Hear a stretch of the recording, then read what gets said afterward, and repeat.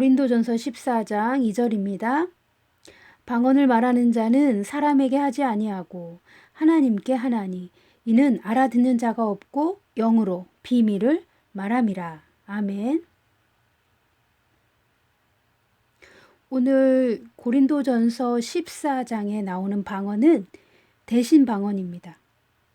사도행전 2장의 대인 방언과 다른 것입니다. 자, 2절에 방언을 말하는 자는 누구에게 말한다고 되어 있습니까? 또 방언은 사람이 알아듣는 언어입니까? 아니면 방언은 우리 안에 계신 성령의 소리입니까? 2절을 한번 천천히 살펴보시겠습니다. 방언을 말하는 자는 사람에게 하지 아니하고 하나님께 하나니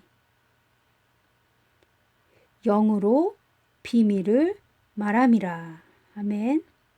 2절의 문장의 주어를 보면 누가 주어입니까? 성령입니까? 방언을 말하는 자입니까? 방언을 말하는 자가 주어입니다.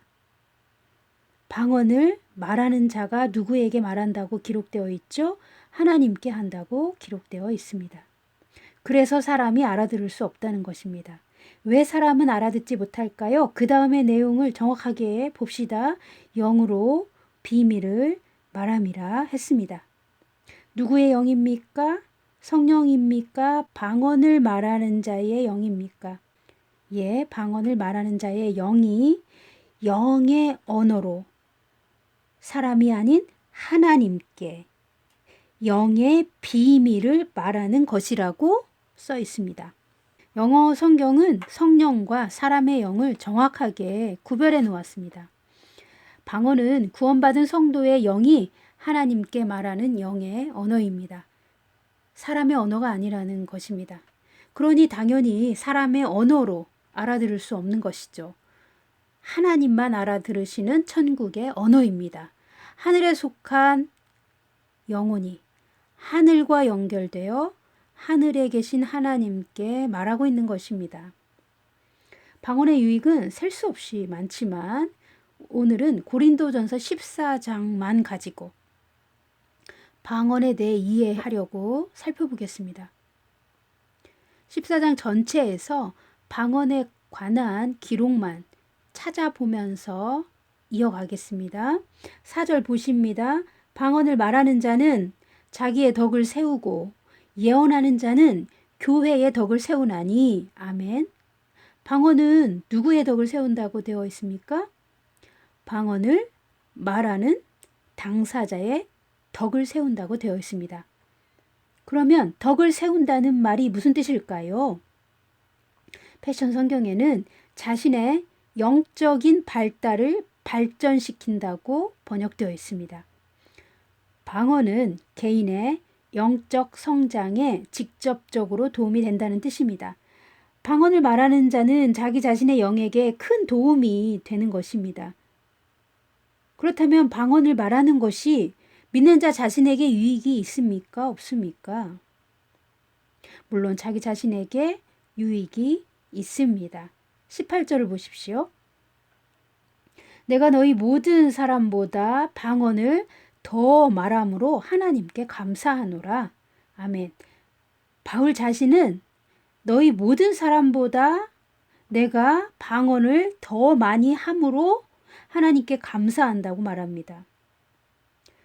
바울은 스스로 자신이 방언을 누구보다도 더 많이 한다고 밝히고 있습니다. 바울은 왜 방언을 많이 했던 것일까요? 앞에 4절에서 밝힌 것처럼 자기 자신의 영적인 성장을 위해서 유익하기 때문에 방언을 더 많이 말하고 있다고 밝히고 있는 것입니다. 그렇지만 14장 전체는 방언보다 예언을 더 강조했습니다. 그래서 많은 분들이 바울이 방언을 금지했다고 오해하시기도 합니다. 자세히 정독해 보시면 문맥을 바르게 이해하실 수 있습니다. 5절 나는 너희가 다 방언 말하기를 원하나 특별히 예언하기를 원하노라. 만일 방언 말하는 자가 통역하여 교회의 덕을 세우지 아니하면 예언하는 자만 못하니라. 아멘. 예언하는 것이 방언을 말하는 것보다 더 유익한 점이 무엇이라고 말하고 있어요? 교회의 덕을 세우는 데 있다고 말합니다. 그러면 교회의 덕을 세운다는 것은 무슨 뜻일까요? 패션 성경에서는 교회를 건설한다고 번역했습니다. 교회를 건설하는데 방언보다 예언이 훨씬 더 유익하다고 말하고 있어요. 교회를 건설한다는 의미가 눈에 보이는 예배당 건물을 건축한다는 의미가 아닙니다. 영적인 교회의 성장을 발전시킨다는 의미입니다. 믿는 자들은 예수님의 산 돌들로서 믿는 자 한 사람 한 사람이 함께 건물로 쌓아 올려지고 있는 것입니다. 그러니까 영적인 건물로서의 교회를 세워간다는 의미이죠. 영적인 교회가 건물처럼 세워져 가는데 예언이 더 중요하고 예언이 더 교회의 건설과 성장 발전에 유익하다라고 말하고 있는 것입니다.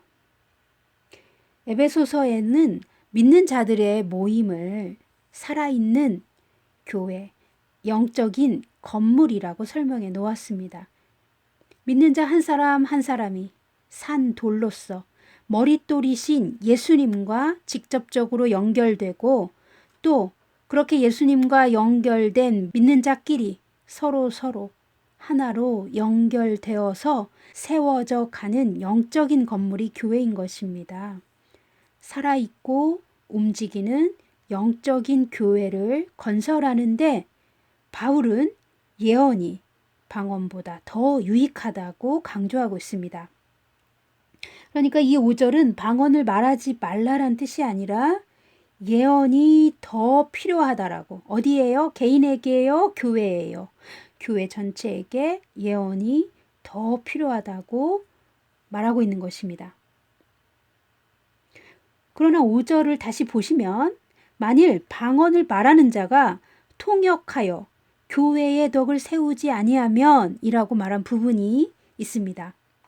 분명히 방언보다 예언이 전체 회중에게 더 유익하지만 만일 방언을 통역한다면 예언처럼 방언 통역도 교회 전체에 유익하다는 뜻입니다.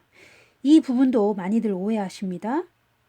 만일 방언을 말하는 자가 통역하여 교회의 덕을 세우지 아니하면 예언하는 자만 못하니라 라고 말한 의미는 통역할 수 없다면 방언은 아예 하지도 말라는 것입니까?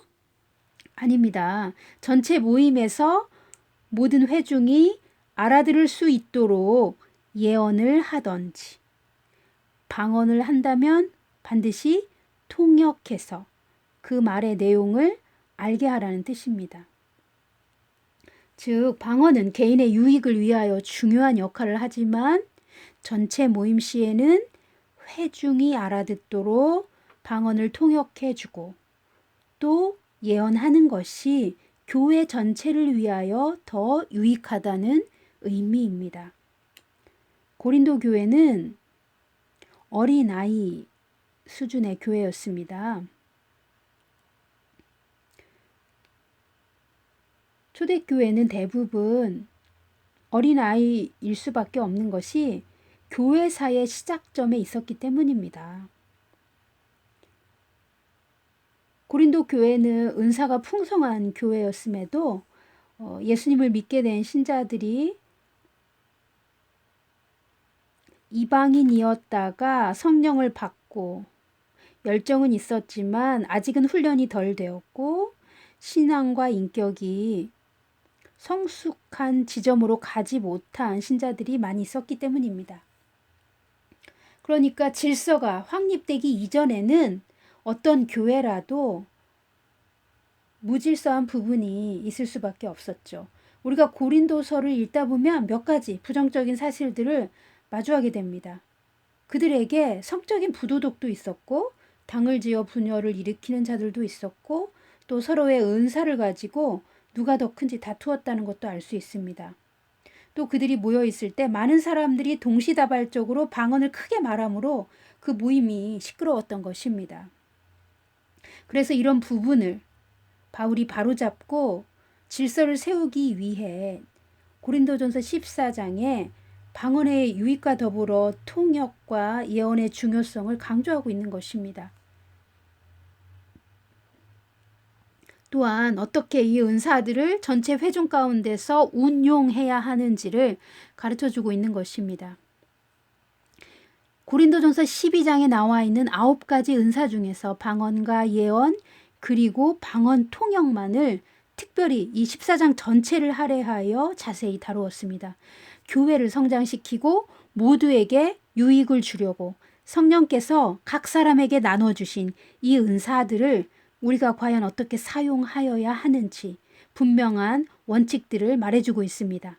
이 성경의 원칙들만 잘 지킨다면 은사에 대한 남용이나 오해는 사라질 것입니다. 질서 있고 품위 있게 은사를 사용하여 영적으로 풍성하고 성숙한 교회가 될 것입니다. 14장 7절부터 17절까지의 내용은 방언의 특징을 이해하도록 부가 설명을 해놓은 것입니다. 내용을 쉽게 요약해 보면 이런 것입니다. 방언으로 말하는 것은 사람의 언어가 아니므로 우리가 방언을 말할 때 우리의 영이 하나님께 말하는 것이지만 그 내용이 무슨 뜻인지는 나의 마음, 즉 나의 혼은 알아들을 수 없다는 것입니다. 그래서 방언을 말하는 자들은 방언 통역도 주님께 구하라고 하고 있습니다. 14절 보십니다. 내가 만일 방언으로 기도하면 나의 영이 기도하거니와 나의 마음은 열매를 맺지 못하리라. 아멘. 자, 방언으로 기도하면 나의 영이 기도한다고 되어 있습니다. 내 인격이 기도하는 것이 아니라 내 영이 기도하고 있는 것입니다. 그러나 나의 마음은 열매를 맺지 못하리라 했습니다. 이 부분은 마치 열매가 없다. 그렇게 부정적인 뜻으로 오해하실 수 있는데요. 나의 마음은 열매를 맺지 못하리라 이 부분이 영어 번역에는 내가 그 뜻을 이해할 수 없다 라는 의미입니다. 그 다음 15절을 보시면 더 이해하기 쉽습니다. 그럼 영으로 기도하면서 그 뜻을 알아듣지 못하니 어떻게 하면 좋을까요? 15절입니다. 내가 방언으로도 기도하고 또 나의 마음 즉 사람의 언어로도 기도하리라 합니다. 방언으로 기도하면서 마음으로도 기도하라는 것입니다. 방언의 뜻은 몰라도 내 마음이 하는 말은 우리가 알 수 있기 때문입니다. 방언으로 기도할 때 우리 영이 기도하는 것이죠. 그리고 내 마음도 하나님께 그 중심을 들여 기도한다면 방언으로 기도하면서 내 마음도 기도하고 있는 것입니다. 방언 통역이 열리기 전까진 그렇게 하시는 것이 유익합니다. 14장에서 바울이 하고 싶은 말은 혼자 있을 때는 방언을 많이 하라는 것입니다. 그러나 함께 모여 회중이 예배할 때는 반드시 통역을 할 수 있을 때만 방언을 하여 질서 있게 하라는 것입니다. 19절 보시겠습니다. 교회에서 내가 남을 가르치기 위하여 깨달은 마음으로 5마디 말을 하는 것이 1만마디 방언으로 말하는 것보다 나으니라. 아멘. 교회에서 남을 가르치기 위하여 성령이 주시는 깨달음이 있으면 1만마디 방언을 말하는 것보다 5마디 알아듣는 말이 더 유익하다는 뜻입니다.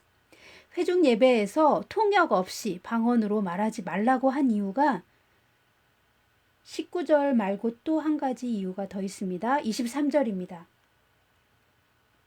그러므로 온 교회가 함께 모여 다 방언으로 말하면 알지 못하는 자들이나 믿지 아니하는 자들이 들어와서 너희를 미쳤다 하지 아니하겠느냐. 아멘.